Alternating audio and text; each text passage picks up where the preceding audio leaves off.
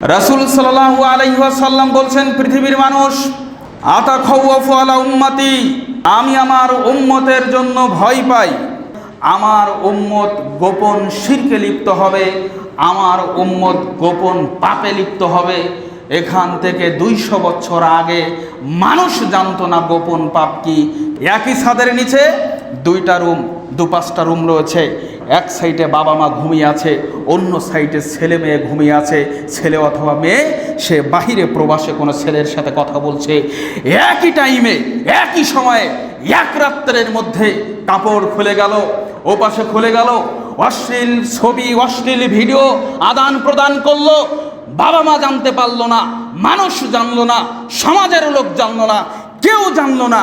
আল্লাহর নবী এই পাপকে ভয় করেছেন। আল্লাহর নবী বলছেন, আতাখাওয়াফু আলা উম্মতি আশ-শিরকি ওয়া শাহাওয়াতিল খফিয়াহ, আমি ভয় করি আমার উম্মত গোপন পাপের সাথে সম্পৃক্ত হয়ে যাবে। কে জানতো কানে ইয়ারফোন দিয়ে একজন যুবক সে অশ্লীল সিনেমা দেখবে?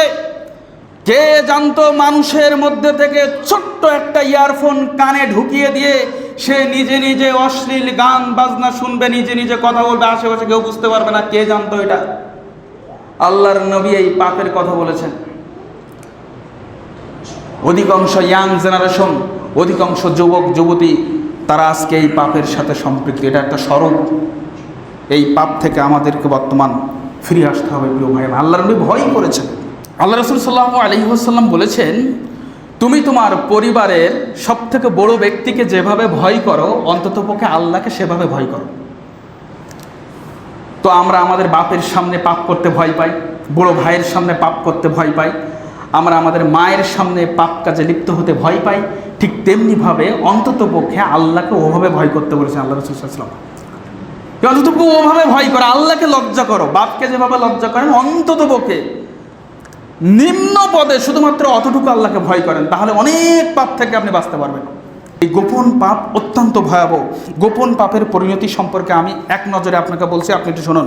গোপন পাপ করলে মানুষ তাকওয়াশূন্য হয়ে যায়। গোপন পাপ করলে মানুষের ইবাদতের প্রতি অনীহা তৈরি হয়। গোপন পাপ করলে মানুষের কোরআন তেলাওয়াতের প্রতি অনীহা তৈরি হয়।